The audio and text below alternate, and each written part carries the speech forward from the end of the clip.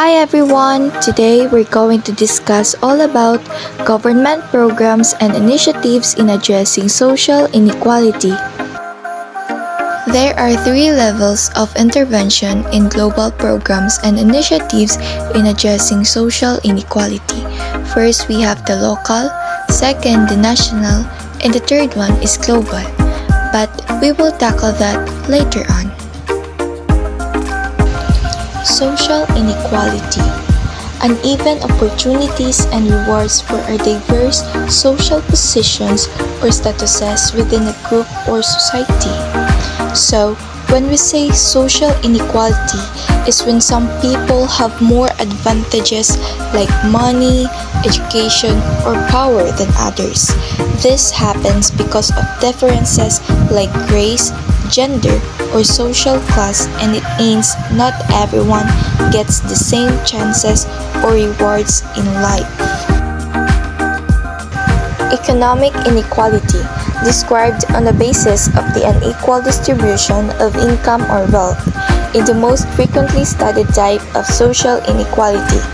An example of economic inequality is when wealthy families can afford luxuries while others struggle to cover basic needs like food and housing. This gap between the rich and poor shows how money and resources are unevenly distributed. Gender inequality, sex and gender-based prejudice and discrimination or sexual division of labor. When we say gender inequality, it's the unfair treatment or discrimination of people based on their sex or gender. It can also involve the unequal division of work, where certain jobs are expected of men or women. An example of gender inequality is when women are paid less than men for doing the same job, or when certain jobs, like nursing or teaching, are seen as women's work, while others, like engineering or construction, are seen as men's work. Racial and ethnic inequality is the consequences of hierarchical social distinctions between racial and ethnic categories within a society and are often recognized based on characteristics such as skin color and other physical characteristics or an individual's place of origin or culture. So when we say racial and ethnic inequality, it occurs when certain racial or ethnic groups are treated unfairly because of their skin color, physical traits, or cultural background. Effects of social inequality to the Philippine society. We have here a prejudice. Prejudice is a negative attitude towards the members of a particular group. This means that prejudice is not just an opinion, but a negative feeling or belief direct towards a group of people. Also, prejudice can be harmful and lead to a discrimination. Example, a person who holds a prejudice against people of a certain race may believe that they are less intelligent or capable than people of other races. Stereotyping. Stereotyping refers to our propensity to picture all members of a particular category as having the same qualities. It is our propensity to picture all members of a particular category as having the same qualities. It means that we tend to picture all members of a group as having the same traits, even though this might not be true. Example, assuming that all people from a certain country are good at math. Ethnocentrism. Ethnocentrism is the belief that our own race or group is the best. So this means that your own culture or group is the best and judging other cultures based on your own standards. Example, a person from a culture that values individual achievement might judge people from a culture that values collectivism as being lazy or unambitious. Scapegoating. Scapegoating is a situation when people encounter problems that they do not know how to solve. It's defined scapegoating as a blaming someone or group for problems that they didn't cause, especially when people don't know how to solve the problem themselves. Example, if a person blames someone instead of trying to fix the issues. Racism. Racism, the thinking that one's own race is superior and has the right to control or direct others. It means that thinking your race is better than others and believing you have the power to rule over them. Example, making discriminatory jokes or comment about a person's race. Ethnic minorities. Ethnic minorities are people who dwell in a society that does not share their cultural heritage. It means that they come from a different cultural background than the majority of people in the society they live in.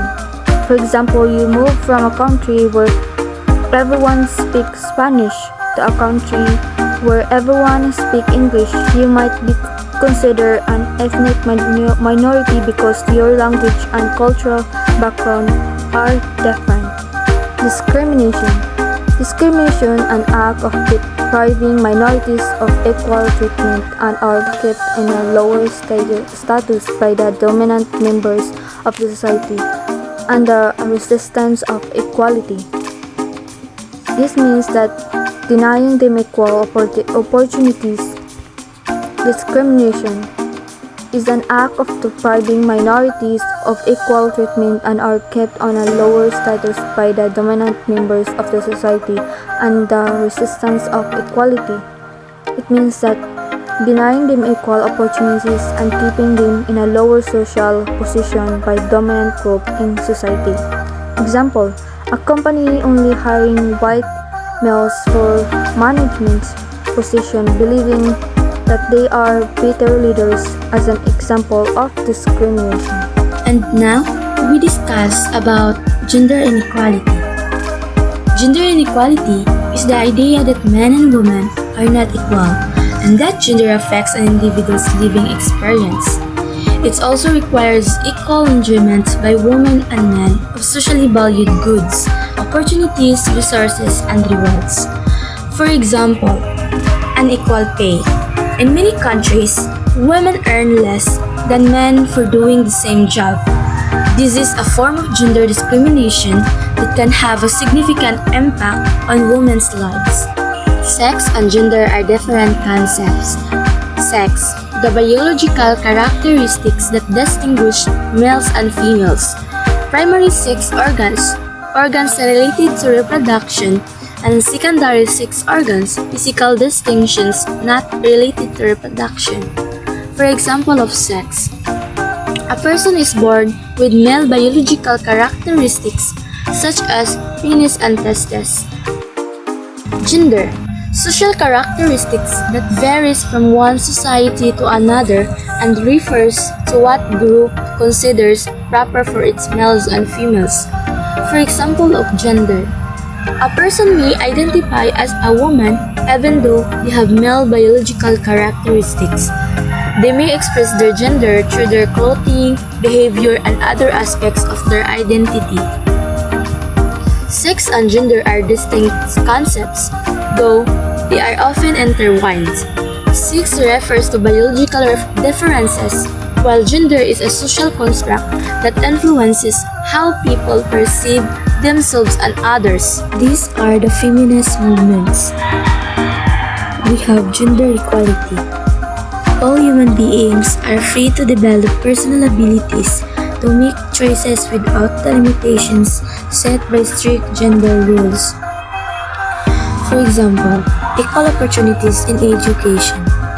Everyone, regardless of their gender, has the same chance to access quality education and pursue their chosen field of study. This means girls and boys should have equal access to STEAM subjects and women and men should equally represented in leadership position in academia. And we have gender equity, fairness and justice in the distribution of benefits and responsibilities of men and women. For example, in a workplace, gender equity would mean that men and women have equal access to promotions, leadership opportunities, and pay, regardless of their gender.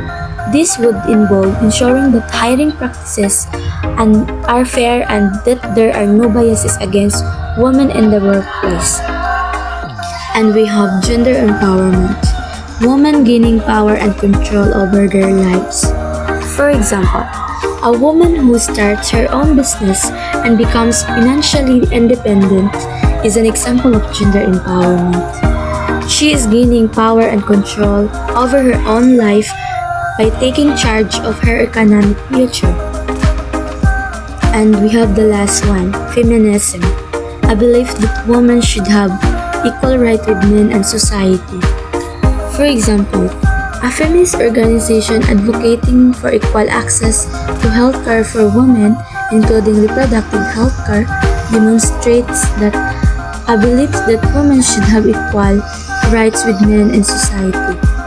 This includes the rights to make decisions about their own bodies and reproductive health.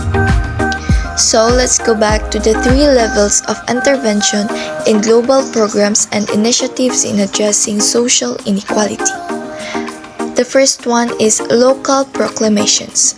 Under the local proclamations we have the Anti-Bullying Act. Republic Act Number 10627, dated 5th of June 2013, bullying shall refer to any severe or repeated use by one or more students of a written, verbal, or electronic expression or a physical act or gesture or any combination thereof.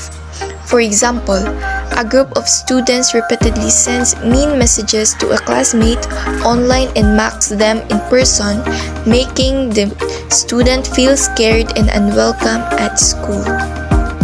Equal Opportunity Employment. Republic Act Number 10524, dated 23rd of July 2012. At least 1% of all positions in all government agencies, offices, or corporations shall be reserved for persons with disability, provided that private corporations with more than 100 employees are encouraged to reserve at least 1% of all positions for persons with disability. For example, employment law is a government office serving 1% of its job for people with disabilities, ensuring they have opportunities to work alongside others.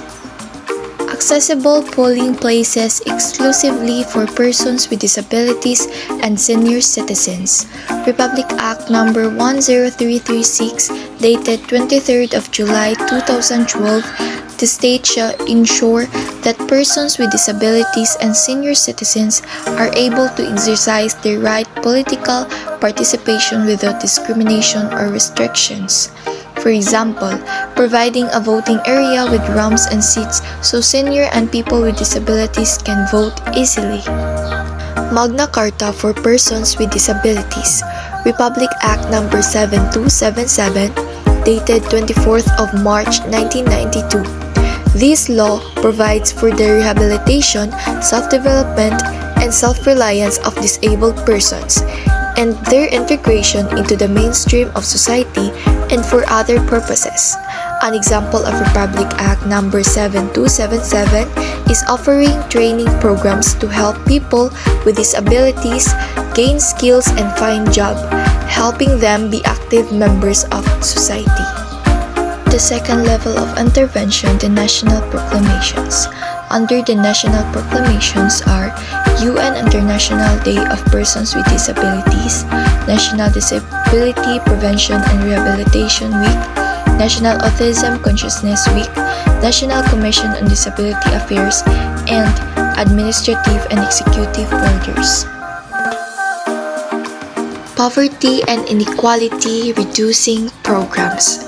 First is the 4Ps, conditional cash transfer to reduce inequalities in opportunities in education and reduce intergenerational poverty.